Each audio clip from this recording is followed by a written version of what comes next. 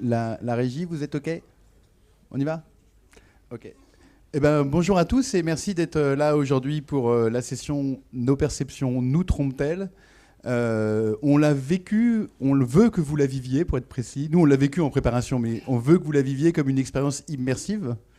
Nos perceptions nous trompent-elles, c'est-à-dire que vous allez percevoir une session et puis vous allez bien voir si vous pensez que ça vous a trompé ou pas. En tout cas, on espère que ça va vous éclairer. Avant de commencer, je voudrais savoir ceux qui sont d'accord avec l'idée que les perceptions nous trompent. Nos perceptions à nous.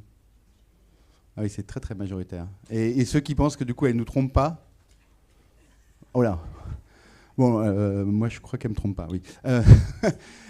Du coup, vous allez voir, enfin, pour en avoir discuté tous les 5 plusieurs fois, vous avez... C'est pas l'école des fans, mais pas loin. Une partie, vous avez raison, mais il va falloir qualifier comment. Et une autre partie, vous allez voir que au sens strict, littéral, nos perceptions ne peuvent pas nous tromper. Tout simplement parce qu'on ne peut percevoir que par ses sens.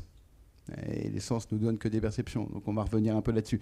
Alors pour aborder le panel, on a 4 personnes distinguées en recherche dans des domaines très très variés. Je commence par celui qui est le plus éloigné de l'économie, Pascal Ludwig, qui est juste au milieu, qui est donc philosophe des sciences cognitives. Alors, c'est le cerveau, c'est l'esprit, il nous en dira peut-être un tout petit peu au tout début pour nous raconter. Ensuite, il y aura Annie Cotte, qui est professeure d'épistémologie et d'histoire de la pensée économique à l'université Paris 1 Panthéon-Sorbonne. Peut-être que le 1 a été perdu depuis mes études. Erwan Gauthier, qui est économiste à la Banque de France et qui est celui qui sait comment, si, pourquoi on doit analyser des sondages sur les perceptions, sur les grandeurs économiques. Et puis Astrid Hopfenzist, qui est professeur en économie expérimentale, donc il va y avoir une expérience forcément, économie expérimentale, à l'EM Lyon, école de management de Lyon. C'est parce que j'aime pas les sigles. Je travaille dans une institution, la Banque de France, où il y a trop de sigles, donc maintenant je les dis. Donc on va faire 2 tours de table. Une première qui est en fait de caler un peu le sujet, de se poser la question de qu'est-ce que ça veut dire les perceptions, et à la fin vous saurez comment vous pouvez ou pas amender votre réponse initiale sur la question.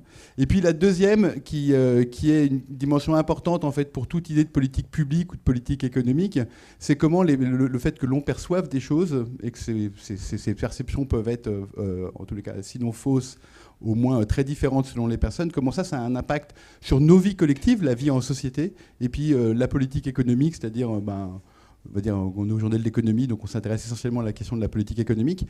Mais vous pouvez poser des questions pendant toute la session. Moi, je les reçois sur la tablette. C'est les questions il n'y a pas de mauvaises questions en matière de perception. Il n'y a pas de mauvaises questions en général, mais là particulièrement. Donc là, vous n'avez même aucune excuse. Mais donc, du coup, n'hésitez pas à poser. Le numéro apparaît régulièrement. C'est aussi vrai pour les personnes qui sont en ligne. Je les reçois et je ne manquerai pas de les poser. Pascal, tu nous racontes ce que tu en penses de est-ce que cette question a du sens? Mais oui, bien sûr, bien sûr qu'elle a du sens. Donc, alors moi je vais commencer, puisque je suis le philosophe ici, par analyser un petit peu ce concept de perception. Donc, qu'est-ce qu'une perception? En philosophie, on considère que les perceptions ont en quelque sorte 2 aspects. Il y a d'abord un côté d'expérience consciente. Une perception est liée à une expérience sensorielle consciente. Les philosophes disent que ça fait un certain effet subjectif, par exemple de voir une couleur, de voir une forme. Si vous voyez la couleur rouge de mon écharpe, par exemple, eh bien, ça vous fait un effet subjectif. Et puis, les perceptions sont importantes aussi en philosophie parce qu'elles jouent un rôle dans la connaissance et elles jouent un rôle dans la formation de croyances. Alors, je pense que c'est surtout pour ça qu'on est là et c'est surtout de ça dont on va parler. Donc, à cet égard, la perception renvoie à notre capacité à former directement des croyances sur le monde qui nous entoure à l'aide de nos organes sensoriels. Et cette capacité à former directement des croyances sur le monde a été beaucoup discutée, critiquée par les philosophes au cours de l'histoire de la philosophie. Vous avez certainement entendu parler, par exemple, du mythe de la caverne de Platon, qui est une critique très très violente, en fait, de la légitimité de la perception, ou également du doute cartésien, la première méditation de Descartes, où également il critique la fiabilité de la rationalité, disons, de la perception. Mais en fait, aujourd'hui, en philosophie, la position majoritaire... Alors, en philosophie, il n'y a jamais de consensus, hein, je dis tout de suite. Donc, je vais juste parler de la position majoritaire sur la perception. C'est que la perception est une capacité à acquérir réellement des connaissances. Et donc que les croyances qu'on forme sur la base de la perception sont la plupart du temps rationnelles. Ce qui justifie probablement cette idée, c'est que nos organes sensoriels sont quand même très fiables. Bon, par exemple, alors je ne porte jamais de casquette, mais est-ce qu'il y a quelqu'un ici qui pense que la croyance d'après laquelle je porte aujourd'hui une casquette n'est pas rationnelle dans l'amphithéâtre? Est-ce qu'il y a quelqu'un qui pense que cette croyance pourrait être fausse? Personne. Hein, donc maintenant je vais pouvoir l'enlever, parce que, encore une fois, j'ai pris cette casquette uniquement pour illustrer cette idée. Donc on est d'accord que dans le contexte, disons dans un contexte quotidien, la plupart des croyances qu'on forme sur la base de la perception sont très fiables, elles sont en général rationnelles. Mais dans le contexte des sciences sociales, l'expression qu'on donne à cette expression de perception prend un sens qui est plus large en général. On parle en sociologie et également en économie de perception sociale pour désigner non seulement ces perceptions directes, donc ces expériences vraiment sensorielles, mais également les jugements que les agents forment à propos des autres personnes. Donc on utilise cette expression pour désigner pas simplement des expériences subjectives, mais toutes sortes d'autres choses, et notamment des jugements, des croyances intuitives ou des jugements. Ainsi, on peut parler de la perception que les Français ont de la franc-maçonnerie. Lorsqu'on s'exprime ainsi, on s'intéresse bien plus à des jugements ou à des croyances, et peut-être à des évaluations également, qu'uniquement à des expériences sensorielles. Et on évoquera dans la table ronde les perceptions qu'ont les gens de l'inflation. Donc on peut aussi appliquer cette expression de perception à des grandeurs macroéconomiques, mais bien évidemment on n'a pas d'expérience subjective directe de ces grandeurs macroéconomiques. Ce qui se passe plutôt, c'est que sur la base d'un très grand nombre d'expériences, d'un très grand nombre d'observations et également d'interactions sociales complexes, nous formons nos convictions subjectives sur l'inflation indépendamment des théories économiques. Et c'est ça qu'on appelle les perceptions. Donc par exemple la perception de l'inflation. Alors ça c'est un point qui est important parce que vous voyez que cette notion de perception telle qu'elle est utilisée en sciences sociales, elle est un petit peu différente quand même de l'idée vraiment d'expérience sensorielle. C'est quelque chose qui peut être moins direct que les expériences sensorielles, qui peut impliquer des jugements, qui peut également impliquer des inférences. Vous voyez par exemple dans le cas de la casquette tout à l'heure, si vous avez des préjugés contre les porteurs de casquettes, vous auriez pu vous dire « Ouh là là, le niveau à la Sorbonne baisse vraiment ». Mais alors ça, c'est une perception sociale. C'est pas, et par contre, là, on a quelque chose qui peut être beaucoup plus facilement, certainement biaisé, qui peut certainement, selon les contextes, manquer de fiabilité, parce que ça repose sur une inférence, et ça repose sur vos préjugés, sur vos croyances préalables, sur des capacités cognitives comme l'attention, la mémoire, les émotions, etc. Alors, afin d'illustrer cette idée d'après laquelle les perceptions en ce sens un petit peu élargi, peuvent être biaisés. Je vais prendre un exemple vraiment très très simple, parce que moi je ne suis pas économiste, donc je vais prendre des exemples très simples. Supposons que deux étudiantes en première année de licence, que je vais appeler Opti et Pessi, Opti pour optimiste et Pessi pour pessimiste, supposons qu'elles aient eu exactement les mêmes notes au cours du semestre, 13, 8, 14 et 6, mais que Pessi voit la vie en noir et Opti la vie en rose.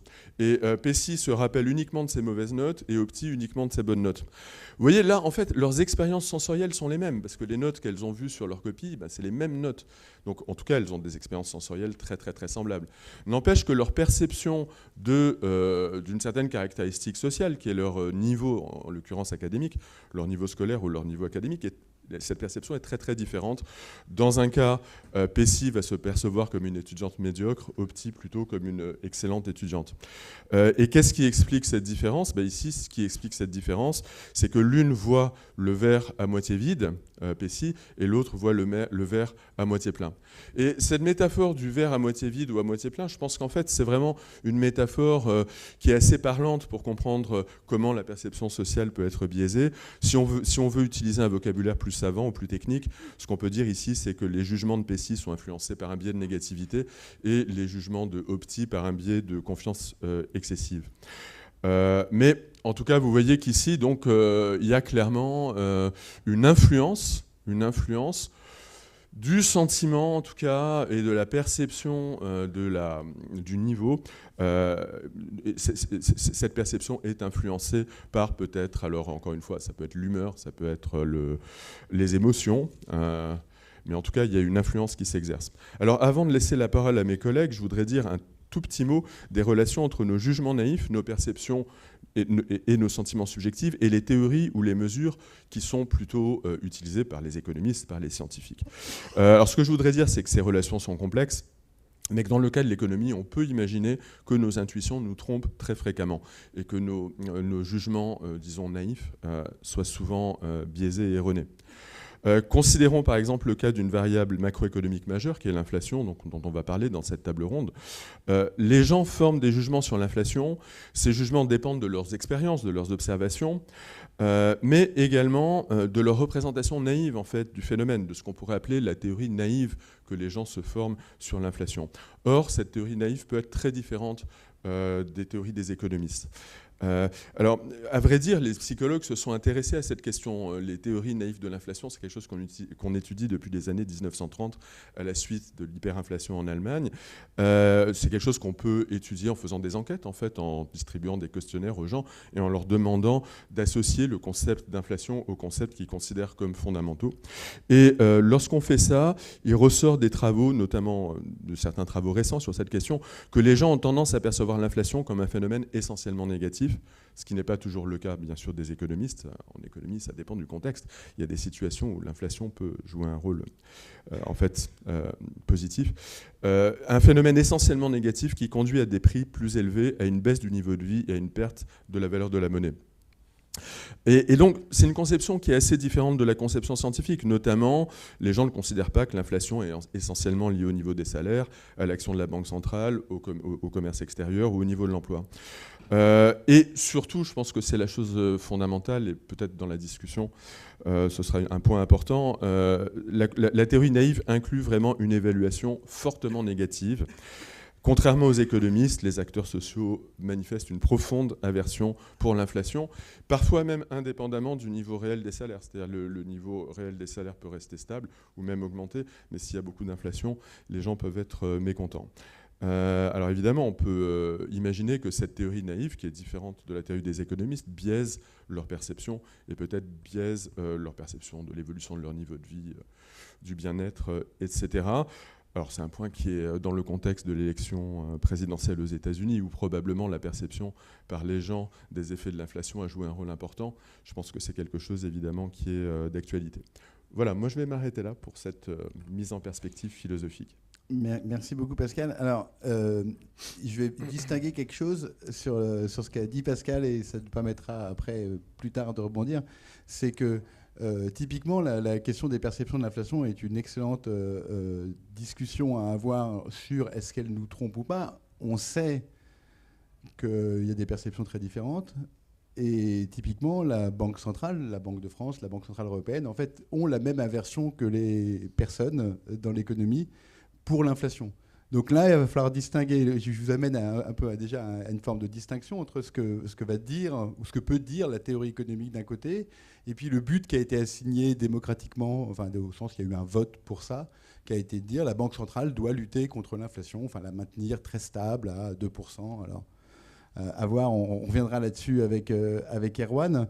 Mais avant de retourner à l'inflation, Annie, il y a quelque chose qui serait intéressant que tu nous dises ou que tu nous racontes, qu'on entende. C'est est-ce que l'économie, enfin les économistes ont la même acception de la perception que celle développée par Pascal ? Il y a cette idée souvent que l'économiste est celui qui promeut l'agent rationnel, celui qui ne serait pas doué de perception ou d'émotion. Et est-ce que d'où ça vient ? Ça a un sens ? Parce que moi, personnellement, en tant qu'individu, le soir, quand je débranche mon cerveau d'économiste, je n'arrive pas avec l'hypothèse de rationalité. C'est une vieille histoire. C'est une vieille histoire parce que lorsque l'économie politique se constitue comme discipline à la fin du XVIIIe siècle, il y a déjà 2 siècles, beaucoup plus diraient les philosophes, de débats sur ce que Kant va opposer comme la rationalité ou l'entendement d'un côté et les sentiments moraux de l'autre, c'est-à-dire les perceptions, les sentiments, les émotions. Dans le titre, il y a nos perceptions nous trompent-elles. Donc trompent-elles par rapport à quoi? Par rapport à quelles règles, quelles normes?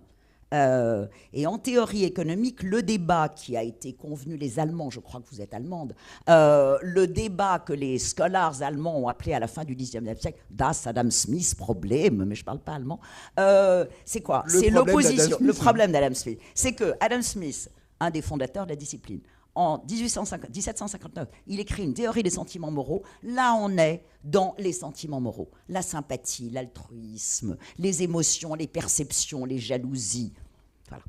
Et ensuite, quelques années plus tard, 1776, la richesse des nations. Là, on a une hypothèse de rationalité. Pourquoi? Parce que si on veut faire une théorie de la société dans son ensemble, il faut une hypothèse de comportement qui ne correspond pas à ce qui est éprouvé par les agents, qui ne correspond pas à ce qu'on observe, mais on est obligé de dire, voilà, les individus, en gros, je fais l'hypothèse abstraite, théorique, mathématique, modélisée, tout ce que vous voulez, je fais l'hypothèse qu'ils se comportent de telle façon, c'est-à-dire qu'ils préfèrent plus à moins, qu'ils n'aiment pas l'effort et qu'ils aiment le plaisir, etc.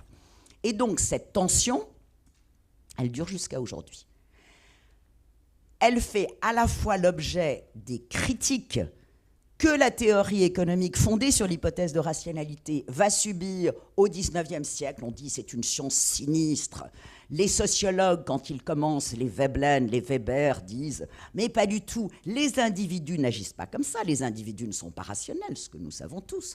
Les individus, alors Weber dit il y a 2 formes de rationalité, il y a une rationalité en finalité, celle des économies, il y a la rationalité en valeur, on peut agir par altruisme, on peut agir au nom du sens commun, on peut agir pour le climat. »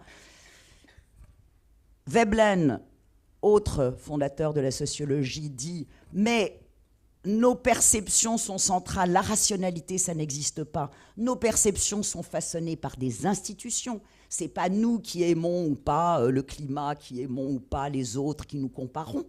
Ce sont des institutions si on est de telle religion, de tel groupe familial, de telle identité, etc. » Tous ces débats, cette opposition, elle court, elle court, elle court. Alors, du côté de la théorie économique standard, je ne sais pas comment il faut l'appeler, mainstream, c'est un peu un anglicisme, je reconnais. C'est une facilité. C'est un peu un anglicisme, c'est un peu une facilité. Donc, la plus acceptée.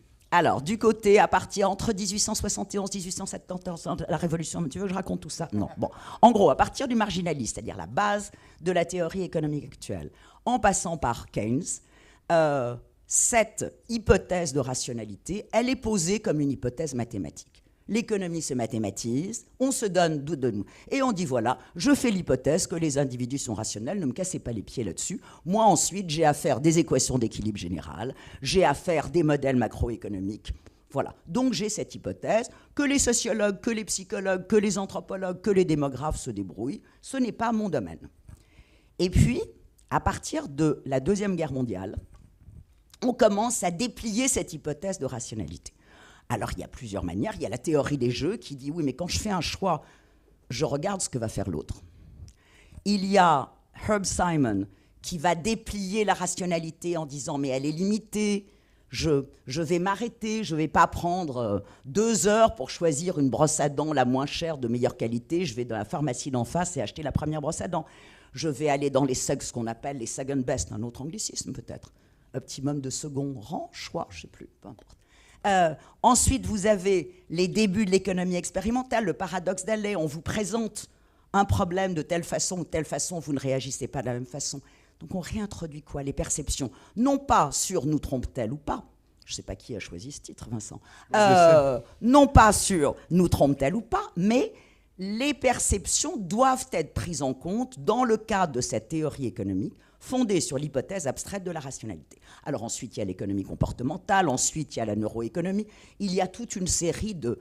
On développe aujourd'hui, on va y revenir dans le deuxième tour de table, il y a toute une série de mesures de politique qui vont prendre en compte les perceptions des agents. Mais le cadre, l'architecture, la structure, l'ossature, le squelette de la théorie économique de référence, je préfère ça à standard ou mainstream, c'était pour te faire réagir, ça a marché, le squelette de la théorie économique reste fondé sur cette hypothèse qui est aussi vieille que Hobbes. Hobbes, il disait, moi je sais que les gens, ils font n'importe quoi, ils sont mus par des passions. Ils s'engueulent, ils font la guerre, ils sont jaloux, ils veulent piquer les amoureux des autres, ils veulent piquer l'or des autres, ils veulent piquer le pays des autres, etc. Mais si je veux faire une théorie de la société dans son ensemble, je dois supposer qu'ils obéissent à leur intérêt propre, qu'ils sont rationnels. Ils ne le sont pas. Mais j'écris une théorie abstraite, donc je ne représente pas la réalité. Et cette tension entre une théorie économique qui fait une hypothèse de comportement, qui suppose donc que les individus ont des perceptions, mais que ces perceptions vont les conduire à un comportement rationnel, quelle qu'elle soit, alors qu'on sait très bien que c'est faux, cette tension entre cette théorie et ce que disent les psychologues, les sociologues, les anthropologues, tous les spécialistes, les cognitivistes, tous les spécialistes des perceptions individuelles, cette tension, elle existe depuis 3 siècles et le débat qu'on a eu ce matin sur l'intelligence artificielle, d'une certaine manière, ne fait que renouveler cette vraie question sur les perceptions et la rationalité. Merci beaucoup, Annie. Erwan, tu es un macroéconomiste, tu travailles sur l'inflation et les salaires depuis quelques années. En tous les cas, c'est ma perception. Et du coup, la rationalité, elle est au centre, en fait, de la capacité des économistes et même, on va dire, de la Banque centrale, par exemple de la Banque de France, à dire quelque chose sur le réel économique, à agir en fonction du réel économique. Et pourtant, la question des sondages, de l'analyse de la perception de l'inflation, elle est au cœur en même temps, j'ai envie de dire, de la décision par les banques centrales. Et donc, une partie de ton travail, c'est de regarder qu'est-ce qui détermine nos perceptions d'inflation à nous. Et je dois vous dire que moi, je suis toujours pris entre 2 domaines, puisque je suis économiste aussi à la Banque de France. Le premier, c'est de savoir le vrai chiffre de l'INSEE, et le deuxième, c'est celui que je calcule quand je vais dans les magasins. Alors, du coup, lequel est le vrai, Erwan? Faut que je dise la vérité. Je pense que dans cette théorie qui essaye d'aller au-delà un peu de l'hypothèse de rationalité, elle s'appuie aussi sur un ensemble de travaux un peu empiriques qui cherchent à mesurer un petit peu jusqu'où les ménages sont irrationnels ou ont des frictions informationnelles. Juste quelle information ils utilisent, quelle information ils ont sur les sujets économiques et qu'est-ce qu'ils utilisent pour prendre des décisions. Donc, cette littérature empirique qui est à la frontière de la psychologie, de l'économie, du marketing, elle est complètement en réponse à ces développements théoriques qui disent l'hypothèse de rationalité, c'est peut-être un peu schématique. Essayons d'introduire plus de complexité dans le comportement des agents, mais qu'est-ce qu'on en sait ? Comment on sait que les agents, jusqu'où ils sont irrationnels, jusqu'où ils n'ont pas accès à l'ensemble de l'information économique ? Donc c'est là que se développe un certain nombre d'enquêtes ou de travaux empiriques qui visent à demander aux ménages, aux entreprises, et vous, qu'est-ce que vous en pensez de comment l'économie fonctionne ? Qu'est-ce que vous savez de l'économie ou qu'est-ce que vous percevez de l'économie ? Parce que c'est bien ça la question qu'on peut se poser, de savoir comment les ménages, comment les entreprises perçoivent le fonctionnement de l'économie et comment ça va influer la façon dont ils vont prendre des décisions. Quand vous allez consommer, quand les entreprises vont investir, quand elles vont embaucher, elles vont baser leurs décisions sur un ensemble d'informations à leur disposition. Et dans ces informations, il y a l'information macroéconomique. Il n'y a pas forcément que leur information locale. Il y a aussi comment ils perçoivent l'environnement. Est-ce que c'est le bon moment d'investir ? Si oui, pourquoi ? C'est un ensemble d'informations que les ménages et les entreprises vont utiliser pour prendre ce type de décision. Donc nous, ça nous intéresse en général en tant qu'économistes, notamment parce que ces modèles se développent maintenant et incorporent ces questions de rationalité limitée, de friction informationnelle. Ça nous intéresse de savoir si ces hypothèses qu'on rajoute, est-ce qu'elles sont réelles, est-ce qu'elles existent dans la vraie vie. Donc il y a des enquêtes. Un des sujets sur lesquels les perceptions peuvent être un peu différentes d'une forme de réalité, c'est sans doute l'inflation. L'inflation, c'est peut-être un des meilleurs exemples où nos perceptions, qui sont souvent liées à notre vie quotidienne, c'est-à-dire l'inflation, vous en faites l'expérience. On en fait tous l'expérience. Quand on va acheter, quand on va au supermarché, quand on passe en voiture devant une station-service, on se dit, est-ce que les prix augmentent ou est-ce que les prix baissent ? C'est quelque chose qu'on fait un peu spontanément comme ça. Et c'est une façon d'avoir une expérience de l'inflation et de l'augmentation des prix. Et en même temps, l'inflation, c'est un peu plus complexe que ça. C'est un concept, une variable qui est mesurée très précisément avec des milliers de prix par l'INSEE. C'est une agrégation de l'ensemble de la consommation des Français. Donc on sent bien qu'il va y avoir un écart entre ma perception au quotidien et puis la mesure que l'INSEE va en faire, qui va être en moyenne, qui va être agrégée, qui va être relativement objective. Et d'ailleurs, souvent dans les enquêtes, quand on interroge les ménages sur l'inflation, ils nous donnent une réponse et ils nous disent « mais je ne suis pas très sûr ». Souvent, il y a un haut degré d'incertitude. Quand on vous pose la question « quel est le niveau d'inflation aujourd'hui ?», les ménages donnent un ordre de grandeur, mais souvent, ils ne sont pas très au clair sur le niveau d'inflation. Si je vous demande à vous aujourd'hui quel est le niveau d'inflation en France, il y a quelqu'un qui connaît exactement la bonne réponse. Bon, c'est la bonne. C'est un public un peu sélectionné, je pense. Bon. Donc, Moi, je réponds 10. Pardon ? Moi, je réponds 10. Ouais, tu réponds 10, c'est bien. Parce que c'est plutôt ça la réponse qu'on nous donne en général. Donc, je vais vous présenter ici ce qu'est l'inflation telle qu'elle est perçue par les ménages et telle qu'elle est mesurée par l'INSEE. Donc en rouge, c'est l'inflation telle qu'elle est perçue par les ménages européens. C'est le niveau. Donc vous voyez, c'est quelque chose qui fluctue autour de 5. Et puis au moment où l'inflation augmente, ça commence à augmenter assez fortement, ça atteint jusqu'à 17%. Donc ça, c'est l'inflation médiane telle qu'elle est perçue par les ménages en Europe, selon l'enquête de la Commission européenne. Deux observations. Une première, c'est que la perception médiane, elle est assez corrélée avec l'inflation telle qu'elle est. C'est-à-dire, dans l'idée, est-ce que les perceptions nous trompent ? Bon, on voit bien que les ménages savent quand même quand l'inflation est plus forte que quand elle est plus faible. Ils ont une vision un peu globale des mouvements de l'inflation dans l'économie. Ils savent à peu près où on en est. Par contre, quand on essaye de savoir est-ce que vous connaissez le niveau de l'inflation, là, on voit bien qu'il y a une surestimation systématique.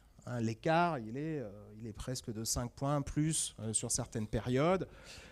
Un élément intéressant, c'est le moment où l'inflation augmente fortement. Donc en Europe, l'inflation, elle a atteint un pic à 10%. Vous voyez, ce qui est intéressant, c'est que les perceptions ont eu plutôt tendance à réagir avec retard. L'écart s'est resserré quand l'inflation a augmenté. Souvent, on réagit avec retard, on ne s'en rend pas tout de suite compte que l'inflation est beaucoup plus élevée que ce qu'on croyait.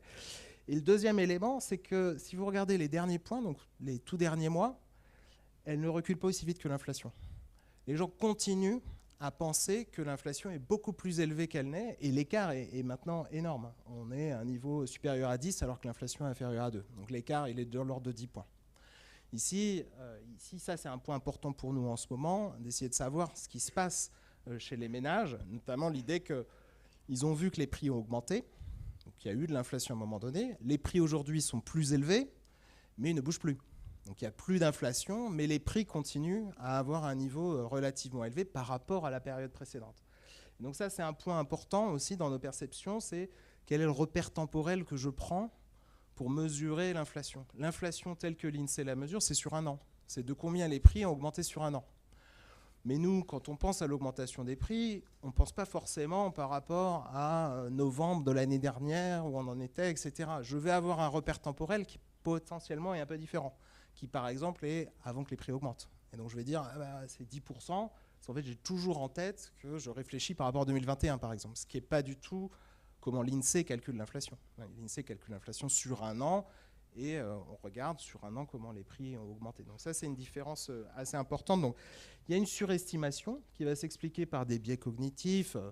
Je suis plus ou moins au clair, ma fréquence d'achat de biens, je suis plus ou moins sensible aux hausses de prix qu'aux baisses de prix, etc. Donc ça, je vais en parler dans une minute. Et puis, il y a aussi la complexité de la mesure.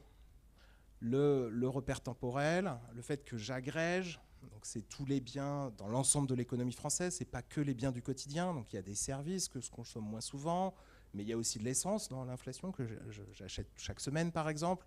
Donc cette agrégation, elle n'est pas du tout simple à faire. A priori, c'est même quasiment impossible. Il faut avoir une idée de la structure de la consommation, du panier moyen en France. Enfin, bon, c'est pas si évident. Donc la surestimation, elle peut venir aussi de l'écart entre ma perception au quotidien et de la complexité de la mesure.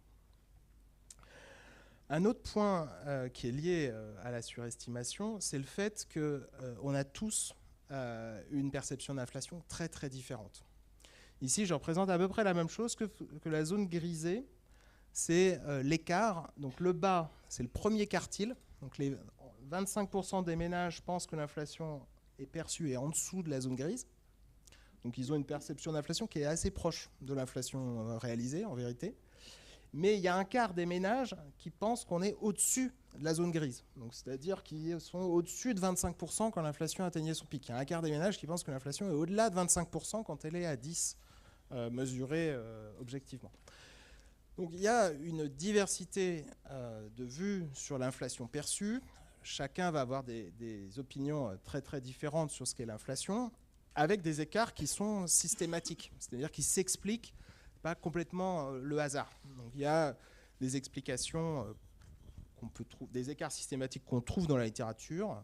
Un exemple typique, c'est les femmes pensent en moyenne que l'inflation est plus élevée que les hommes, avec des écarts significatifs dans tous les pays.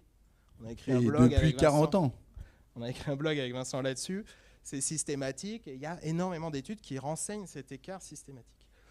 Il y a des caractéristiques type de diplôme, de revenus, d'âge. Les personnes plus âgées ont tendance à avoir une inflation perçue plus faible que les personnes plus jeunes, par exemple. Donc ça, c'est des différences systématiques qu'on observe et qui fait qu'il va y avoir une dispersion énorme des réponses que les gens donnent quand on leur demande où on en est sur l'inflation. Mais du coup, tu n'as pas encore répondu, savoir si c'était lié au genre ou à quelque chose d'autre, la différence entre les hommes et les femmes. Donc, ouais, j'y viens. Derrière, c'est caractère. Je suis un peu lent là, c'est ça que tu es en train de d'essayer de. Je suis en train de te faire percevoir. Je reviens au point dont on a parlé au début aussi, qui est le fait que un des points importants, comment je perçois l'inflation, c'est mes achats du quotidien. C'est ma vie au quotidien. Donc, j'observe certains prix. Et puis je vais avoir tendance à extrapoler un petit peu ce que j'observe dans mon quotidien.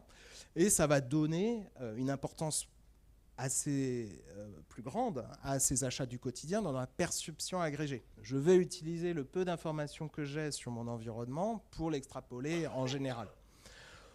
Donc ce qui va compter, c'est qui fait les courses, par exemple, dans le ménage. Donc ici, la différence homme-femme, à la fin, elle s'explique généralement par ce biais de genre sur qui est responsable des achats dans le ménage. Si on contrôle de cette variable-là, si vous prenez en compte le fait que vous faites les courses, que ce soit un homme ou une femme, vous allez trouver que les perceptions sont plus élevées. Même si c'est un homme qui fait les courses, il va avoir des perceptions plus élevées. Le fait est que c'est plutôt les femmes qui font les courses, et c'est ça qui explique l'écart entre les deux. Et c'est aussi ces achats du quotidien. J'avais une illustration, ah oui, elle est là. Ici, on a fait une étude avec Vincent, on a demandé aux ménages, qu'est-ce que vous pensez des prix de certains prix de biens spécifiques, donc l'essence, les fruits et légumes, le pain. Est-ce que ça a augmenté, c'est resté stable ou ça a beaucoup, beaucoup augmenté? Et on relie ça aux perceptions. Et il y a deux biens qui ressortent très fortement, c'est l'essence et les fruits et légumes. Dès que quelqu'un nous dit « Ah oui, l'essence a beaucoup augmenté », il a une perception d'inflation qui est 4 points supérieure à quelqu'un qui dit « Oh non, ça n'a pas beaucoup bougé ». Ou qui dit « Ça a augmenté, mais pas tant que ça ». C'est pareil pour les fruits et légumes, mais ce n'est pas vrai pour les autres biens. Donc il y a bien des produits sur lesquels on a tendance à plus extrapoler que les autres. Il y a des études aux États-Unis qui ont demandé carrément aux gens quel est le produit qui vous sert de référence. Quand vous me dites l'inflation c'est de 15%, à partir de quelle information vous me dites ça? Il montre que c'est très genré aussi. Les hommes ont plutôt tendance à dire la bière, donc aux États-Unis la bière et l'essence, et les femmes elles vont avoir tendance à répondre le lait ou le pain. Donc c'est un des résultats de l'étude, elles vont avoir plus tendance à répondre ce genre de choses. Idem si on regarde la fréquence d'achat d'essence. Si vous allez très souvent à la station essence, en particulier en 2022 quand on a fait l'étude, les prix augmentaient énormément. Si vous allez très souvent, vous allez faire l'expérience très fréquente de hausse de prix. Si vous allez tous les jours, vous voyez les hausses de prix de l'essence. Et donc, vous allez avoir des perceptions là, supérieures de 3 points de pourcentage à quelqu'un qui ne va jamais acheter de l'essence à une station-service. Et ça, donc on l'a montré là, mais il y a énormément d'études qui le montrent, que ces perceptions, c'est la fréquence d'achat et votre expérience des prix. Puis le dernier point, peut-être, après j'arrête. Mais il y a un point sur les repères. Vraiment en 20 secondes. En 20 secondes, mais je vais faire en 20 secondes. Il y a un point, c'est le repère temporel. C'est quel est votre dernier souvenir de période inflationniste? Et ça compte énormément parce que souvent, on a tendance à se remémorer les prix du passé beaucoup plus bas qu'ils n'étaient. Si je vous demande quel était le prix de la baguette en 2001, vous allez, en tout cas, moi, j'ai déjà fait l'expérience, que les gens ont tendance à répondre 1 franc ou 2. Ce qui est beaucoup plus bas que ce que c'est. En vérité, c'était plutôt entre 3 et 4 francs. Et donc, du coup, si vous commencez à penser que le prix d'avant est beaucoup plus bas qu'il n'est aujourd'hui, forcément, aujourd'hui, vous pensez que les prix ont beaucoup plus augmenté. Parce que les prix, vous les observez bien aujourd'hui. Ça, c'est vrai pour le passage de l'euro en France. Il y a une étude qui montre en Allemagne que les gens en RDA, qui n'avaient pas d'expérience de l'inflation, au moment de la chute du mur, connaissent une inflation très forte, ils abandonnent le contrôle des prix, etc. Donc ils ont une expérience d'inflation très très élevée en 89 au moment de la chute du mur. On les interroge en 2014. Ceux qui ont eu cette expérience, ils ont une perception d'inflation, toutes choses égales par ailleurs, beaucoup plus élevée que ceux qui habitaient à l'Ouest, qui ont le même âge, qui ont les mêmes caractéristiques. Donc ici, l'idée, le point temporel qu'on a en tête, le souvenir qu'on a des prix, il compte aussi énormément dans la façon dont on perçoit l'inflation en général. Merci. C'était super clair, merci. Alors, Erwan a parlé d'une partie de notre vie quotidienne, celle qui est liée aux échanges, celle qui est liée à l'économie. Et Astrid, et ceci n'est pas une répartition genrée de la tâche dans le panel, mais Astrid va nous parler de la place des émotions vues de l'économie, et donc comment on les comprend, les émotions, parce que perception, c'est aussi, souvent quand on répond « est-ce qu'elle nous trompe ?», c'est qu'on pense à nos émotions, quoi, à ce qu'on ressent. Et donc Astrid, tu vas nous en dire plein de choses, je crois. Oui, donc je ne sais pas si ça va s'afficher. Oui, le diaporama. Donc, oui, super, ça c'était trop tôt.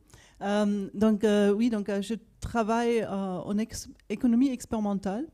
Donc, je travaille beaucoup plus proche des psychologues. On s'intéresse vraiment à regarder le comportement et les réactions, donc les perceptions par rapport à des différentes sortes de situations. Donc, il faut que je fasse un peu la publicité. Donc, ici, on a le laboratoire à Lyon, le GATT Lab, où on fait beaucoup de ces sortes d'expériences. Donc, vous êtes tous aussi invités de venir et participer dans nos études. Et donc, un thème qui nous intéresse, donc on travaille aussi sur des thèmes liés à l'inflation, mais je voulais parler plutôt de l'autre chose. On s'intéresse beaucoup à des thèmes liés à la confiance. Parce qu'on sait très bien que la confiance, c'est très, très important au niveau économique. Donc, faire confiance à quelqu'un d'autre, c'est important pour faire des échanges économiques. Il faut que je fais confiance si j'achète quelque chose qui va me payer, cette personne. Si je donne de l'argent à une banque, il faut que je fasse confiance à cette banque de le retourner à un moment. Donc, on s'intéresse beaucoup à la confiance et de savoir quelles sont les situations, les caractéristiques qui font qu'on fait confiance à quelqu'un. Et je voulais parler à vous d'une situation, une expérience, une étude qui a été faite par des économistes en Suisse. Ils voulaient voir comment les gens réagissent si on voit des différentes personnes. Et donc ça, c'était cette question qu'ils ont posée à des différentes populations. Donc, ici, je vous montre une expérience qui a été montrée à des enfants. Donc, ça, c'est pourquoi la question, c'est imagine qu'aujourd'hui, tu voyages en bateau de Troyes à Ithaque et maintenant, choisis le capitaine de ton bateau parmi ces deux personnes. D'accord ? Donc, il y a deux personnes. Il y a la personne 1 à gauche et la personne 2, et on peut faire l'expérience. Qui veut comme capitaine de son bateau la personne 1 ? Vous pouvez m'en montrer. Et qui veut la personne 2 ? Voilà. Donc il y a, peut-être vous avez maintenant... C'était une grosse groupe qui a voté pour 1. Mais il y a normalement une majorité des personnes qui choisissent dans cette sorte de tâche la personne 2. Et c'est assez robuste, cet résultat. Donc, on a fait ça avec des enfants, on a fait ça avec des adultes dans différents pays. Ce qui est intéressant, c'est que ces deux personnes sur ces photos, ce sont des politiciens qui étaient dans une élection opposés un à l'autre. Et en fait, si on regarde les résultats des personnes qui ont dit « je fais plus confiance à cette personne ici », c'était la personne 2, ça prédit les résultats des élections. Donc il y a une vraie corrélation entre ce que, dans ce cas, des enfants pensent, qui est plus digne de confiance, et ce qui se passe vraiment au niveau électoral. Maintenant, il y a une chose, ici, j'ai pris ça comme exemple, qu'on voit entre les deux personnes. La personne numéro 2, elle a une toute petite sourire. Et en fait, on revient un peu aux émotions, tout ça. Il y a des différents signaux qu'on voit dans les autres personnes. Donc là, on commence à être très, très psychologique, qui ont un énorme impact sur nos perceptions des autres. Et le sourire est une de ces choses. Donc si vous voulez avoir un impact sur vous, donc si vous voulez être plus attractif, il y a une chose qu'il faut faire, il faut sourire. Donc ça marche énormément. On a fait des études là-dessus. On a, par exemple, on a demandé des personnes à prendre 2 photos, un sur lesquelles ils ont souri, un sur lesquelles ils n'ont pas souri. Et après, des autres personnes ont regardé ces photos pour dire est-ce que cette personne est attractive. Ici, vous voyez des petits points. Donc, ils sont tous sur cette diagonale de 45 degrés. Donc, en fait, on est plus attractif si on sourit et on est plus digne de confiance.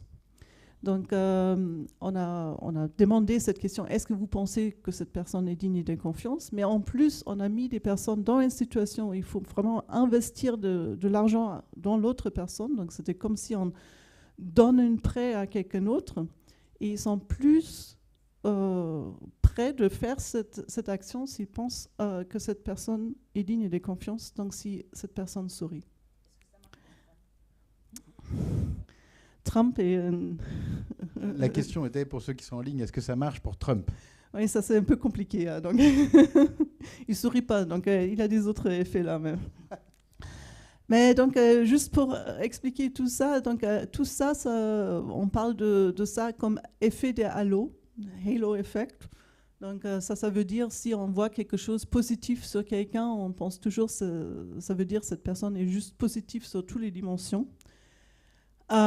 C'est un billet, et je voulais juste mettre cette définition parce que pour moi, c'est important. Donc, des billets, en fait, ce n'est pas nécessairement des erreurs, mais c'est un résultat de quelque chose d'autre. Donc, en fait, on parle des heuristiques qui existent dans notre cerveau.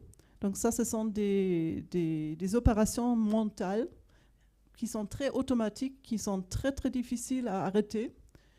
Et en fait, ces heuristiques, ils existent pour des très, très bonnes raisons évolutionnaires. Donc, ils nous aident de prendre des décisions d'une manière rapide, fiable, dans des situations qui sont importantes pour nous. Malheureusement, aujourd'hui, dans beaucoup de situations, ces heuristiques sont à l'origine des erreurs. Et ça, c'est qu'est-ce que nous, on pense de billets. Et juste pour revenir à cet exemple, donc, est-ce que ici, dans cet exemple que je vous avais montré, donc, est-ce qu'il faut faire confiance à quelqu'un qui sourit? J'ai mis ici quelque chose qu'il ne faut jamais faire, c'est trop de chiffres, mais il faut juste regarder en rouge. Vous voyez une chose, la beauté est très très importante de prédire si on fait confiance à quelqu'un. Mais si vous regardez ici, donc le chiffre derrière, ce n'est pas du tout significatif. Donc, il ne faut pas le faire. Donc, la beauté, ce n'est pas du tout prédictif de quelqu'un être digne de confiance. Donc, c'est un vrai biais de croire que c'est informatif. Dans ce sens-là, à cette question-là, tu auras une tendance à dire que nos perceptions nous tromperaient, là. Oui.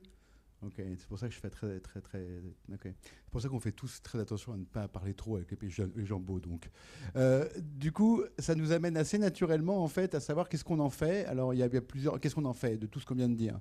On a appris un certain nombre de choses. On a appris qu'il y avait forcément, des choses qu'on savait un peu déjà sûrement sur la présence d'heuristiques, le fait que on ne peut connaître que par la perception. Et ça nous amène assez naturellement à nous poser, en tout cas moi ça m'a amené, quand on a discuté ensemble avant, et je pense que pour vous c'est sûrement la même chose, à 3 types de questions. La première question c'est, qu'est-ce que je fais alors? Bon, me méfier des personnes belles, d'accord, mais plus généralement, est-ce que l'idée, alors on peut reprendre l'idée de rationalité, est-ce que essayer de déconstruire ces biais, essayer de déconstruire les erreurs systématiques qu'on peut faire, c'est une manière d'apprendre et donc de s'améliorer. Donc ça, c'est à un niveau très individuel.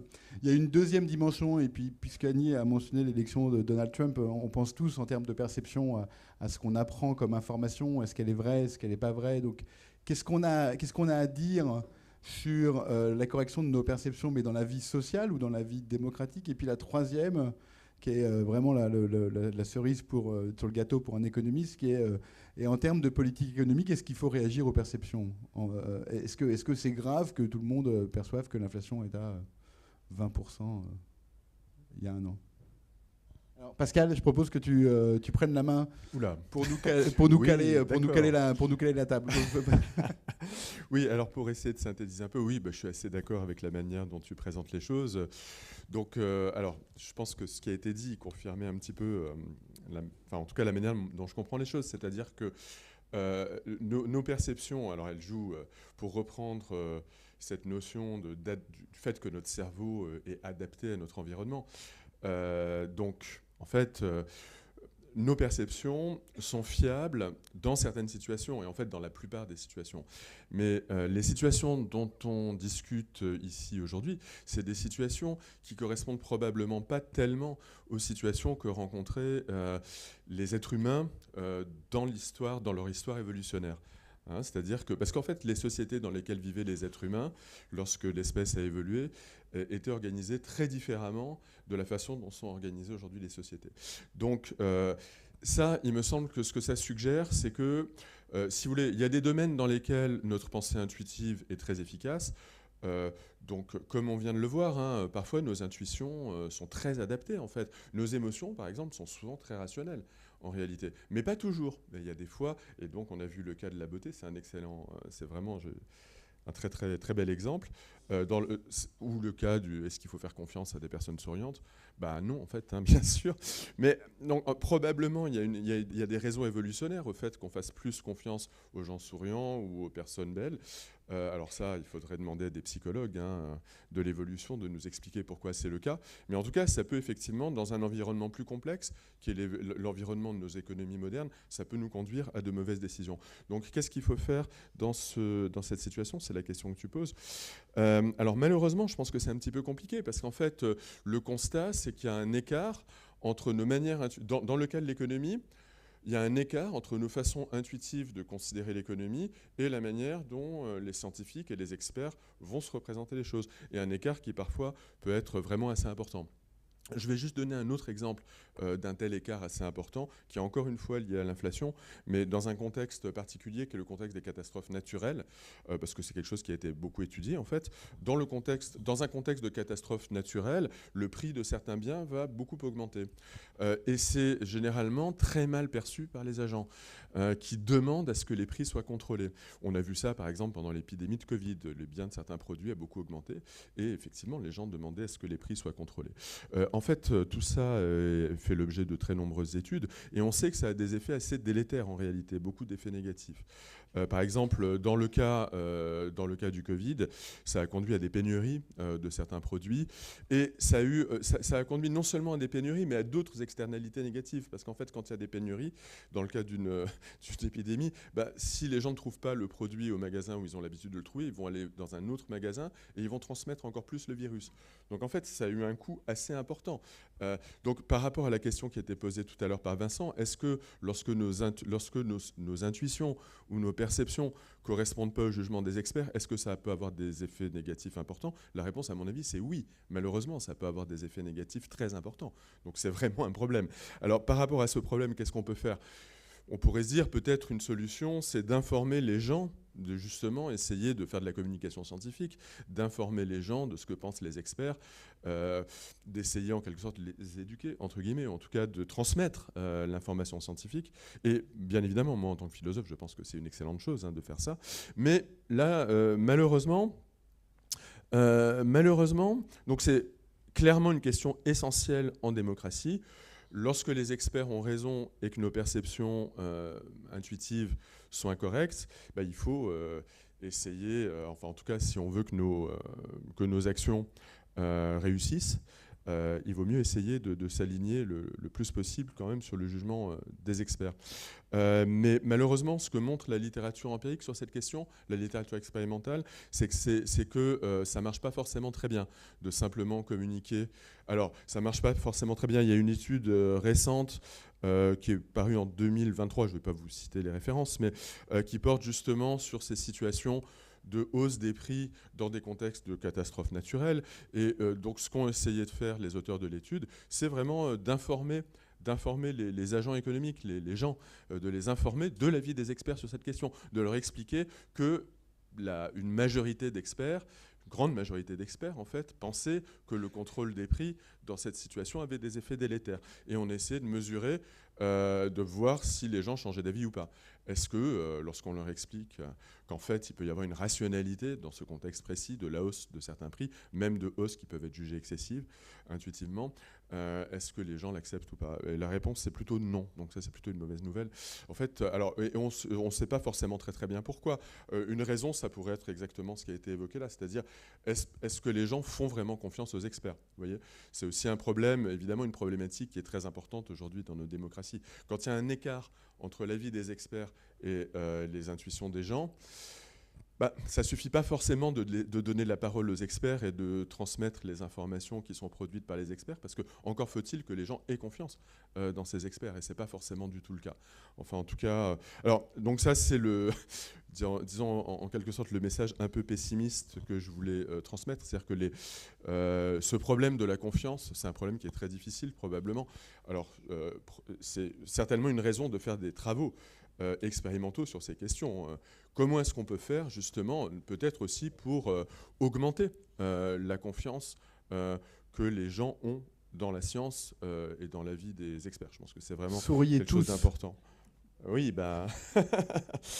mais c'est une question qui est difficile. Alors, un message quand même optimiste que je voulais aussi faire passer, parce que bon, quand on parle des biais, des heuristiques et parfois de la manière dont y compris certaines de nos représentations inconscientes peuvent influencer nos jugements, nos décisions, et pas forcément pour le meilleur, on pourrait en tirer une vision un petit peu pessimiste peut-être de l'être humain et se dire non mais en fait on est tous extrêmement influençables, on peut être facilement manipulés. Alors là-dessus, j'ai l'impression quand même que les recherches aujourd'hui en psychologie cognitive vont plutôt, en tout cas, il y a beaucoup de recherches qui vont plutôt dans un sens inverse. Alors à cet égard, d'ailleurs, j'ai mis dans la bibliographie sur le site web, j'ai mis une référence à un livre qui s'appelle « Pané de la dernière pluie » de Hugo Mercier, dont je conseille la lecture, c'est un bon livre. Et en tout cas, des recherches qui sont menées par Hugo Mercier et un certain nombre de ses collaborateurs et collaboratrices suggèrent que les gens ne sont pas vraiment crédules, contrairement à ce qu'en psychologie sociale on a pu penser pendant assez longtemps, que ce n'est pas si facile que ça d'influencer les gens et que les gens sont tout à fait capables de changer d'avis rationnellement. Donc en fait, j'ai envie de dire que mon avis par rapport aux questions que soulevait Vincent, c'est un avis qui est nuancé. Je ne suis pas pessimiste sur la démocratie. Je pense que les gens peuvent tout à fait changer d'avis. Ils ne sont pas nécessairement influençables. Ils ne sont pas si manipulables que ça, ou si sensibles aux fake news qu'on pourrait le penser. Ce que montrent les recherches actuellement, c'est que lorsque les gens sont sensibles aux fake news, c'est généralement parce que dès le départ, ils croient en ces fake news ou ils veulent y croire. C'est-à-dire forcément, quand on a certaines opinions, il y a le biais de confirmation qui fait qu'on a tendance à vouloir être confirmé dans la position qu'on a. Mais ça, tout le monde est victime de ce biais, et certains d'ailleurs psychologues pensent que ce n'est pas réellement un biais. Donc en fait, mon avis est assez nuancé. Je pense qu'il ne faut pas du tout désespérer et on peut tout à fait progresser, mais ce n'est pas facile. Et je pense que ce concept de confiance doit être tout à fait au cœur de la réflexion. La confiance dans la science, comment est-ce qu'on peut l'augmenter, comment est-ce qu'on peut faire plus entendre en réalité dans certains cas. Alors parce qu'on a beaucoup parlé de l'inflation, mais je pense qu'il y a un autre domaine où c'est aussi extrêmement important, c'est la transition environnementale, les problèmes liés au réchauffement climatique, où là aussi souvent la voix des experts n'est pas forcément très très bien entendue. Donc comment est-ce qu'on peut faire pour qu'elle soit plus entendue? Et là évidemment les travaux expérimentaux, moi en tant que philosophe en tout cas, je pense qu'ils ont une place très très importante. Voilà. Alors, je pense que naturellement, comme tu as fait une belle transition avec le fait qu'Erwan pourrait nous parler de la place de la confiance dans la perception, et puis aussi cette idée et ça fera le lien avec une session qui suit dans un autre lieu, l'idée de traumatisme lié à l'inflation et des cicatrices qu'il faudrait, ou des plaies qu'il faudra cicatriser. Et donc du coup, ma question, enfin derrière, enfin il y a des éléments informatifs et extrêmement intéressants dans ce que tu vas dire, mais ma question derrière, c'est comment vous y pensez à la Banque de France? Je fais comme si j'étais extérieur, je suis pas vraiment économiste en fait, je vous promets. Hein. Comme si tu étais extérieur, t'as raison. Ouais, sur la confiance, je pense que c'est un élément assez important, notamment dans l'action de la politique publique en général, macroéconomique, et dans le cas de la politique monétaire en particulier, puisque l'idée de la politique monétaire, c'est de donner la confiance sur la valeur de la monnaie. C'est de donner confiance sur l'idée que la monnaie que vous allez utiliser demain, elle aura toujours la même valeur qu'aujourd'hui. Et ça n'est vrai que s'il n'y a pas d'inflation. S'il n'y a pas d'inflation, vos 10 € aujourd'hui, vous pourrez acheter la même chose demain avec 10 €. Donc si vous perdez la confiance là-dedans, ou dans l'action de la Banque centrale, ça c'est un petit problème pour nous, parce que ça veut dire que vous allez moins accepter la monnaie, vous aurez une défiance devant la monnaie, on va avoir plein de problèmes de banquiers centraux dans ce cas-là. Donc du coup, nous, ce qu'on va essayer de faire, c'est de donner la confiance, mesurer la confiance aussi, et essayer de voir jusqu'où cette confiance, elle est forte, jusqu'où elle vient affecter un petit peu... Un élément que je peux vous donner, qu'on a mesuré, c'est qu'on peut demander aux gens quel degré de confiance vous donnez aux différentes institutions. Donc en particulier, quel degré de confiance vous avez dans la Banque de France, dans la Banque Centrale Européenne, dans les réseaux sociaux, dans les médias.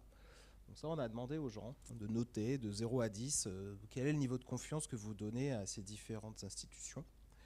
Et puis on a mis en regard les perceptions d'inflation que les gens avaient, qui nous ont déclarées dans la même enquête. Et ceux qui ont des niveaux de confiance très élevés, donc qui nous donnent des notes, je ne sais plus exactement, mais pas très loin de 10, ils ont des... Sur 10 C'est sur 10, pardon, oui. C'est de 0 à 10. Ceux qui sont proches de 10, je crois que c'est entre 8 et 10, ils ont des perceptions, quand ils ont une confiance très forte dans la Banque de France ou dans la BCE, ils ont des perceptions de moins 5. Moins 5 par rapport à quelqu'un qui n'a pas du tout confiance. Et ici, je peux vous dire qu'il y a une variabilité. Il y a quand même des gens qui nous donnent 0, d'autres qui nous donnent 10. Mais ce phénomène de lien que les gens font dans la confiance dans la politique monétaire ou dans les institutions en charge de la politique monétaire et la perception de l'inflation, ils ne le font pas pour les réseaux sociaux. Pour les réseaux sociaux, ils ne voient pas de lien entre la perception de l'inflation, ou en tout cas, on ne peut pas mesurer de lien entre la perception de l'inflation qu'ils ont et la confiance relative qu'ils font aux réseaux sociaux. Donc il y a des institutions pour lesquelles le degré de confiance, évidemment, est très très corrélé entre les institutions. Donc ici, on peut montrer que le niveau de confiance, ça vient affecter nos perceptions d'inflation en général. Et ici, c'est toute chose égale par ailleurs. C'est pour un niveau de connaissance donné, parce qu'on sait aussi que la confiance, ça va avec la connaissance. Souvent, je fais davantage confiance parce que je connais l'institution, je sais comment elle fonctionne, etc. Après, il peut y avoir un paradoxe, il peut apparaître dans une trop grande confiance dans les institutions, c'est que je suis moins attentif. Je fais une très forte confiance. L'inflation, c'est un sujet complexe. Je me rends compte de mes limites dans la compréhension de ce qu'est l'inflation, etc. J'ai une confiance très forte dans la politique monétaire et du coup, je suis moins attentif à l'inflation, notamment quand elle est faible. Et donc ça peut être un petit souci quand même, notamment quand l'inflation ressurgit. Puisque là, je me sens un petit peu prise au piège. C'est-à-dire, moi, je faisais confiance, je ne faisais pas trop attention à ce qui se passait. Et là, je vois de l'inflation, et là, je me demande pourquoi, tout d'un coup, j'ai de l'inflation, alors que jusqu'ici, tout se passait bien. Donc ici, la confiance, ça ne peut pas fonctionner qu'avec la confiance. Il faut aussi un niveau d'attention un peu soutenu sur ce qui se passe, c'est-à-dire rester informé sur comment ça fonctionne, quelles sont les actions qui sont prises, pour que ça puisse vraiment être actif. Comme type de confiance. Donc ça, c'est un point important dans nos perceptions. Il faut quand même avoir un peu d'outils pour essayer de comprendre un peu ce qui se passe. D'où l'idée, et c'est beaucoup ce que font les banques centrales en termes de politique monétaire, de communiquer davantage, d'essayer d'aller un peu en direction des ménages, en direction des entreprises, pour essayer d'expliquer ce qu'on fait, d'expliquer nos actions, d'expliquer nos objectifs, essayer d'expliquer un peu... cet enjeu de communication, il n'est pas simple parce que la communication sur ce que fait une banque centrale, comment elle agit, etc., c'est un peu sophistiqué. Donc ici, il y a une question, atteindre les gens, faire en sorte que les gens viennent nous écouter, qu'on puisse atteindre un public. Donc ça va se faire via des médias, ça peut se faire de façon indirecte par des médias, aller à la télévision, parler dans un langage qui peut être adapté au public en face duquel on est. Et puis, il y a la question un peu de comment on formule un peu les explications. Donc là, les études montrent quand même que ce n'est pas si simple d'atteindre par une communication directe ou indirecte les ménages ou les entreprises. Les banques centrales, elles vont avoir du mal à atteindre directement les ménages et à les informer sur ce qui se passe. Donc c'est plus ou moins sophistiqué. On sait que par exemple, une politique macroéconomique qui consiste par exemple à augmenter la TVA. Si demain je vous dis la TVA va augmenter de 10 points, bon ben ça, je pense que vous savez tout de suite ce qu'il faut faire. C'est-à-dire que si vous avez prévu d'acheter une voiture demain, vous allez l'acheter aujourd'hui. Donc ça, vous comprenez que l'inflation va augmenter demain et que du coup, je vais acheter ma voiture aujourd'hui. Donc c'est ce qui se passe en Allemagne en 2007. Les gens, on leur a dit la TVA va augmenter, ils ont consommé beaucoup plus aujourd'hui. Et ça, c'est cohérent avec l'idée qu'on se fait du rôle de l'inflation sur nos décisions économiques. Ça affecte directement ma décision. Je me dis, ah oui, demain, tous les prix sont plus chers, donc je vais consommer plus aujourd'hui. Donc là, j'agis sur vos perceptions et je vais faire en sorte que vous consommiez davantage aujourd'hui. Par contre, si je vous dis, je vous promets que les taux d'intérêt vont rester bas pendant les 10 prochaines années et que du coup, je vous promets qu'il y ait plus d'inflation grâce à ça l'année prochaine, etc. Là, vous allez déjà avoir plus de mal sans doute à comprendre en quoi ça vous affecte aujourd'hui et ça va avoir du mal à affecter votre consommation d'aujourd'hui. C'est beaucoup plus sophistiqué comme mécanisme et pour vous, c'est quand même, et pour les ménages en général, c'est beaucoup plus dur à comprendre. On est moins sûr que ça va marcher, ce type de communication qui vise à agir sur vos perceptions et vos anticipations. Bon, enfin, on sait que la communication que les banques centrales ont, elle est souvent de courte durée. C'est-à-dire que les gens oublient aussi vite ce qu'ils ont entendu. Donc ça affecte, souvent notre communication affecte directement ce que les gens pensent. Si je vous dis l'inflation c'est pas 10, c'est 2 aujourd'hui, les gens vont dire ah oui, j'étais pas trop sûr de moi, je suis d'accord avec vous, c'est peut-être plutôt 2. Mais si je vous redemande le mois prochain, vous allez me redire 10. C'est-à-dire vous aurez oublié que je vous ai dit non mais c'est pas 10, c'est 2 en fait. Et donc ça aussi c'est une difficulté supplémentaire dans la communication, c'est qu'on est face à un flot d'informations et c'est pas si évident que ça d'avoir... Je voulais, sur les cicatrices d'inflation, je peux enchaîner ou... Ouais, en 1 minute 30. En 1 minute 30. Un des sujets aussi, au-delà de la confiance, de la communication, de l'information qu'on a, c'est comment on comprend le modèle économique qu'il y a derrière les variables. Donc l'inflation, c'est une variable. Mais pourquoi l'inflation, elle augmente? Pourquoi l'inflation, elle baisse? C'est quoi la cause de tout ça et les implications pour moi? Qu'est-ce que ça change dans ma vie? Est-ce que c'est important que je sache où est l'inflation et pourquoi l'inflation monte? Ce qu'on sait, c'est que quand on demande aux ménages, et je crois que ça a déjà été évoqué, quand on demande aux ménages l'inflation, ça vous évoque quoi? Ça nous évoque une mauvaise nouvelle. C'est une mauvaise nouvelle macroéconomique. Et donc, pour beaucoup de ménages, le fait que l'inflation augmente, c'est pas bon. C'est pas bon, ça va avoir un effet principal, c'est que ça diminue mon pouvoir d'achat. Souvent, ce qui se passe, ce qu'on observe, c'est que les ménages surestiment l'inflation, mais sous-estiment aussi la hausse de leurs revenus. Ici, on a fait cette enquête avec Vincent. En haut, c'est qu'est-ce que vous pensez des prix? 99% en 2023. Qu'est-ce que vous pensez sur les prix? 99% des gens nous ont dit que les prix ont augmenté, ce qui est, sans doute correspond à une certaine réalité à l'époque. Ensuite, on leur demande, la réalité. On leur demande sur votre revenu, qu'est-ce qui s'est passé sur votre revenu en euros? En euros, est-ce que vous avez vu votre revenu augmenter, baisser? Et là, bon, c'est beaucoup plus... mais il y a presque 3/4 des gens qui nous disent « Mon revenu, il est resté le même ou il a baissé ». Et ici, donc ça veut dire, je pense que les prix augmentent et je pense que mon revenu va baisser ou est resté pareil. Donc j'ai une perte de pouvoir d'achat ressentie qui est très très forte. Hein, si on la mesure, vous voyez, là c'est la mesure quantitative, on trouvait moins 1,5. Alors que dans les chiffres de l'INSEE, on n'a pas moins 1,5, on a même plutôt un chiffre positif, à vrai dire, sur l'ensemble des revenus en France. Le pouvoir d'achat a plutôt progressé. ou a plutôt beaucoup résisté à cette hausse de l'inflation. Parce qu'en fait, les salaires ont quand même augmenté, parce que le chômage a baissé, donc il y a plus de revenus distribués dans l'économie. Donc en total, en France, les revenus n'ont pas autant baissé que ça. Il parle bien au niveau de la France. Erwan n'est pas en train de nier que certains ont pu perdre du pouvoir d'achat. Attention. Exactement. Le signal est très clair dans ce qu'il emploie. En moyenne, les ménages vont ressentir une perte de pouvoir d'achat qu'on ne mesurera pas dans les données de la comptabilité nationale pour la France dans son ensemble en moyenne.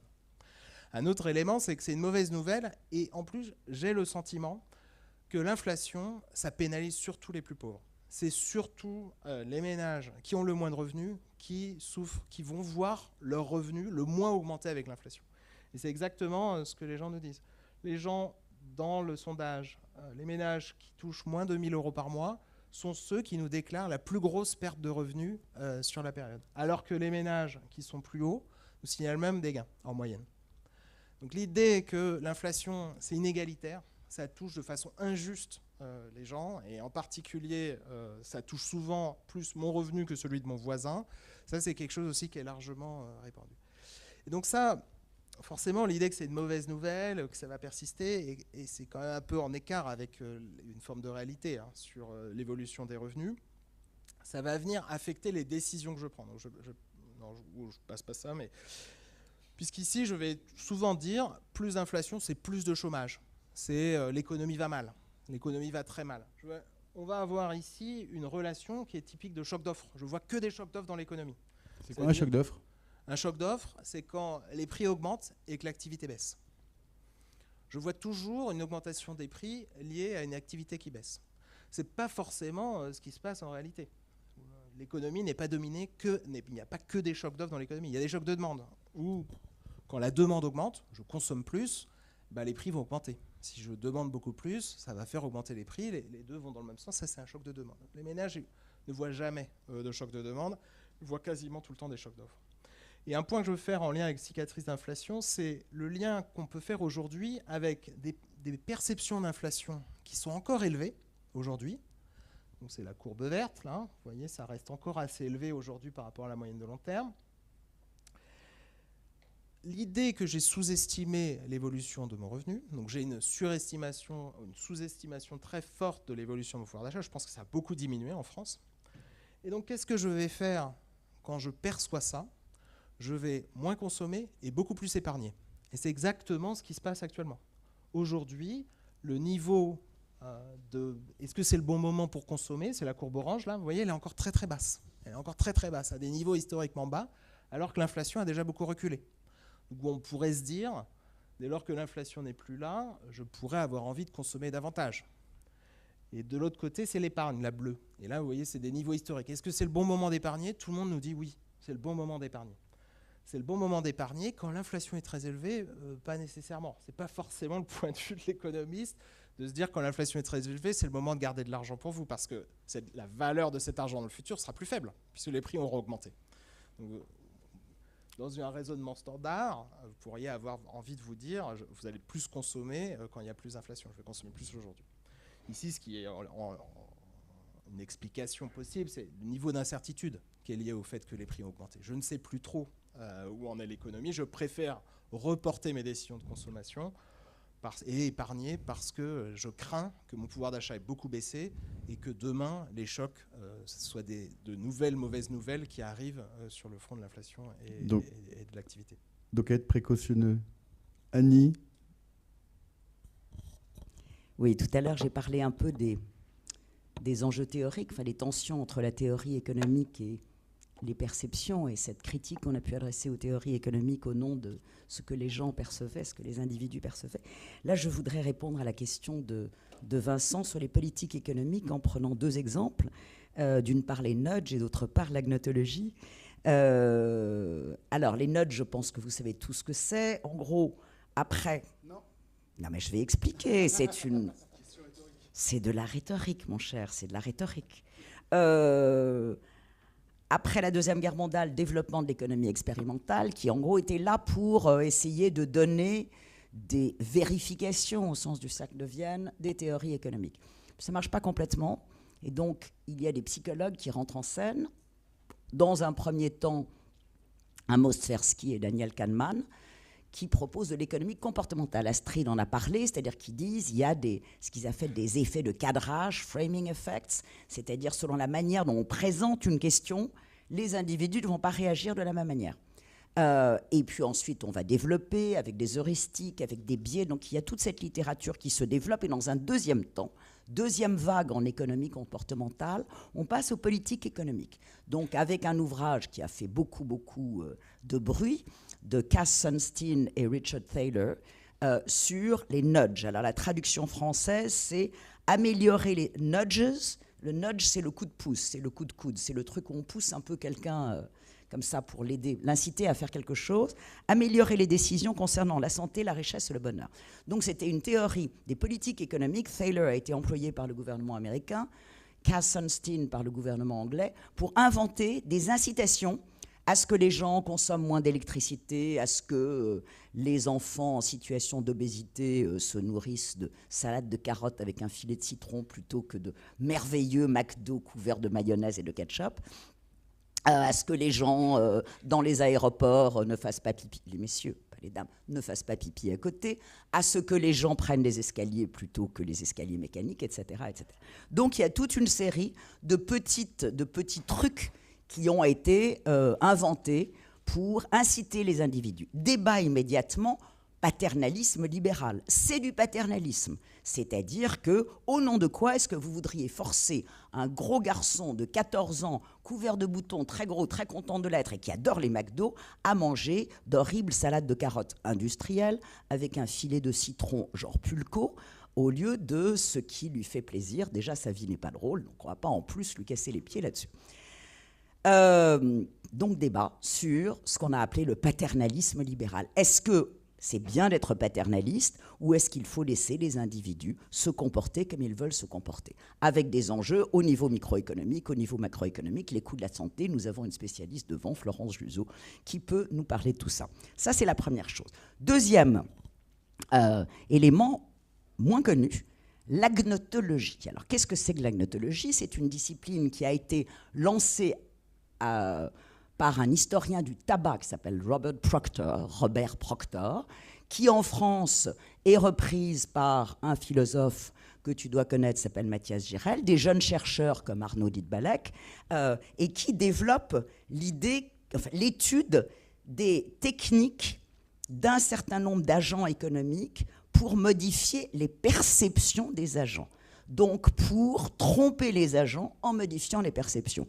Exemple, les fabricants de tabac soumis à une série de procès historiques depuis une trentaine d'années vont payer des experts pour dire « mais non, mais le tabac, non seulement ça ne donne pas le cancer, mais en plus ça développe telle molécule qui protège contre le cancer, et puis de toute façon, c'est pas ça qui donne le cancer, c'est le changement climatique, c'est autre chose, etc. » Donc, quelles sont les techniques ? C'est comme des nudges, mais qui ont beaucoup plus à voir avec l'élection de Trump, c'est-à-dire qui ont beaucoup plus à voir avec les fake news, avec les réseaux sociaux, avec ces entreprises, avec une certaine presse, avec les réseaux à la Elon Musk, qui ont beaucoup plus à voir avec la production volontaire, consciente et très coûteuse, l'investissement dans un certain nombre de technologies, d'algorithmes qui vont permettre, d'algorithmes ou en payant des experts, des faux experts contre les vrais experts. Je ne sais pas ce que c'est qu'un faux expert et un vrai expert, mais on sait tous ce que c'est un peu quand même.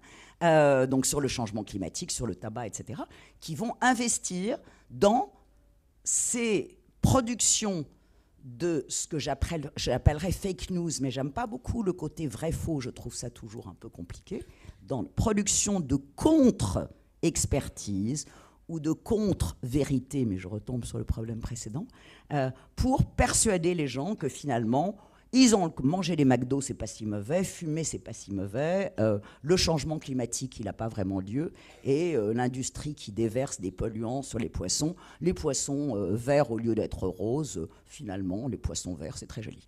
Et donc, il y a, et c'est extrêmement intéressant, il y a toute une discipline en philosophie, en management, en économie qui se développe avec des jeunes chercheurs, il y en a un dans la salle, qui étudie cette production de fake news. Alors jusqu'à présent, c'était surtout l'apanage des spécialistes de sciences politiques ou de spécialistes de la presse, et maintenant c'est vraiment une réflexion à l'intérieur même de la théorie économique. Merci beaucoup. On n'a pas de questions, donc c'est pas que je vous donne pas la parole, c'est que vous ne souhaitez pas la prendre. Mais voilà. Mais du coup, n'hésitez pas, hein, on a encore un peu de temps. Mais Astrid, est-ce qu'on peut se protéger de ce que Annie vient de dire ou de nous-mêmes, puisque si je me rappelle le premier tour de table, c'est qu'il fallait que je me méfie de moi avant tout. Donc, difficilement. Donc, en fait, comme j'avais dit au début, donc il y a énormément de biais donc, par rapport à des autres. Ça se traduit dans des inégalités. Donc, par exemple, ça c'est un livre par Habermesh sur l'avantage de beauté. Donc, il dit on va gagner entre 10 à 15% plus si on est considéré comme beau. Bon, je n'ai pas regardé ces chiffres en détail. Mais juste pour parler d'une autre inégalité, ça c'est plutôt au niveau des salaires en genre. Donc ça c'est en France. Donc bon, on peut le calculer de différentes manières, mais il y a une grosse différence en salaire quand même qui persiste entre les hommes et les femmes. Les chercheurs essayent de comprendre d'où ça vient. Donc, il y a plein des choses qui jouent là-dedans. Mais donc, il y a plus ou moins 10% qui sont vraiment là, même si on regarde vraiment le même travail dans les mêmes entreprises, dans les mêmes domaines. Et donc, une partie de ça, c'est la discrimination. Et donc, là, bien sûr, il y a un gros problème. Donc, ça, c'est les perceptions. On fait de la discrimination. Et une chose qui nous intéresse aussi comme chercheurs, c'est si on demande à des personnes, est-ce que vous avez une préférence pour les hommes par rapport à les femmes? Bien sûr, tout le monde dit non. Donc, c'est très, très difficile d'observer la discrimination, de le voir dans des personnes, parce que tout le monde est même convaincu soi-même qu'on ne fait pas la discrimination. Et je voulais juste faire référence à une thèse qui est assez intéressante. C'est une thèse qui a été développée par les chercheurs en Harvard, qui aussi, on va mettre le lien aussi sur Internet. Ça s'appelle l'Implicit Association Test, le test d'association implicite. Parce que comme j'avais dit, donc, beaucoup de ces biais, c'est parce qu'il y a des choses qui sont très liées dans notre cerveau. Et c'est très, très difficile de changer quelque chose dans notre cerveau. Mais il y a des tests automatiques qu'on peut faire sur Internet. Donc, ça joue sur la réaction avec laquelle vous réagissez sur quelque chose. Donc, on vous montre des mots et il faut aller gauche ou droite si c'est un mot qui est masculin ou féminin, etc. Et en changeant, est-ce qu'il faut cliquer sur la droite ou la gauche, on peut vraiment mesurer si on a des biais dans votre cerveau. C'est vraiment intéressant de le faire. On découvre quelque chose sur soi-même. Ça existe aussi par rapport à des autres biais, par rapport à la couleur de peau, avec les religions, etc., etc. Et on a fait des recherches pour regarder si des employeurs, par exemple, qui ont ce biais, donc dans ce test, qui ont fort biais, s'ils réagissent différemment. Et en fait, ils réagissent différemment s'il faut employer une femme ou un homme. Donc, ils pensent que l'homme va être plus fort, plus fiable, plus compétent pour un poste. Donc, il y a un vrai problème de ces sortes de biais. Et donc, on a essayé de voir si, en expliquant à des personnes qui ont ce biais, est-ce que ça va changer quelque chose? Malheureusement, non. Donc, juste savoir que ça existe, ça ne change pas grand-chose. Donc, il faut vraiment mettre en place des changements dans la manière dont on fait le recrutement. Il faut changer le mécanisme. Et juste d'être conscient, ça ne change pas encore les choses. Donc ça, c'est un peu comme on a vu avant. Donc, on peut vous dire que vous avez fait une erreur par rapport à l'inflation. Il y a 3 jours après, vous avez déjà oublié. Je peux vous donner maintenant une évidence que vous avez une biais contre les femmes ou les hommes. il y a 10 jours, probablement vous allez faire la même erreur. Donc il faut vraiment changer quelque chose dont on structure les politiques, etc. Mais du coup, ça m'amène... Il n'y a toujours pas de questions, donc n'hésitez pas, il nous reste 3 minutes, je les lis vite. Ça m'amène à une question qui est, est-ce que ça vaut le coup, du coup, d'être un peu comme un contrariant? C'est-à-dire, est-ce que je pourrais dire, dans ce bien inconscient, dans une entreprise entre hommes et femmes, en fait, choisir, s'engager à choisir, dire je vais choisir une femme, en fait, est une manière de lutter contre ses propres préjugés, j'ai envie de dire, au sens où tu les as définis. Est-ce que ça, c'est quelque chose qui a un grand impact? Oui, donc de mettre des pourcentages, de dire on va dire pour la première au premier niveau, il faut au moins qu'il y ait 50% des femmes qui sont invitées pour un interview, par exemple. Même si ça ne se prédit pas que cette personne va être recrutée après. Ça a imposé des contraintes. Donc en fait, ça aide finalement. Et alors, j'ai une autre question qui est un peu reliée. J'ai cru comprendre que quand on était beau, les gens nous faisaient plus confiance, mais que ce n'était pas nécessairement prédictif de la coopération. Oui. Et si je vois une personne belle et que je crois qu'elle sera coopérative et que je lui dis, du coup, elle sera par construction aussi plus coopérative. Quelque part, je lutte contre un mécanisme chez cette personne, ou chez moi d'ailleurs, de ne pas être coopératif. C'est-à-dire jusqu'où ce type de prescription, d'être contrariant contre ce qu'on croit, marche.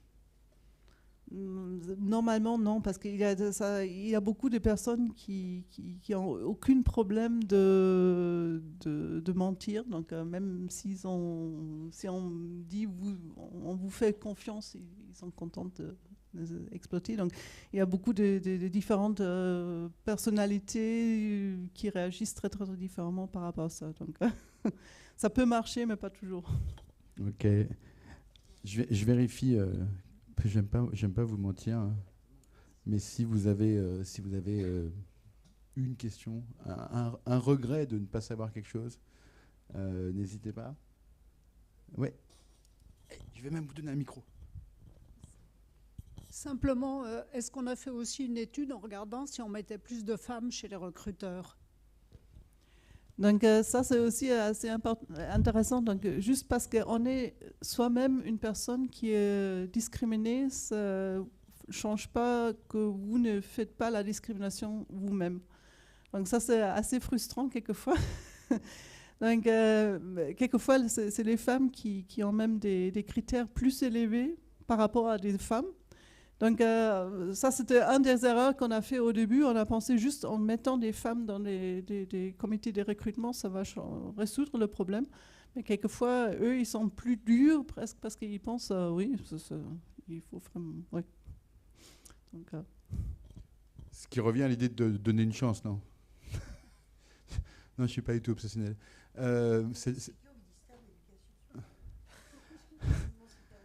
Ok. On va conclure, à moins que quelqu'un ait un dernier regret sur scène. Dans la salle, il n'y en a pas. Mais non. Eh bien, écoutez, je vous remercie beaucoup pour votre participation. Je vous remercie pour vos éclairages. Et puis, bonne perception de le reste de la journée. Au revoir.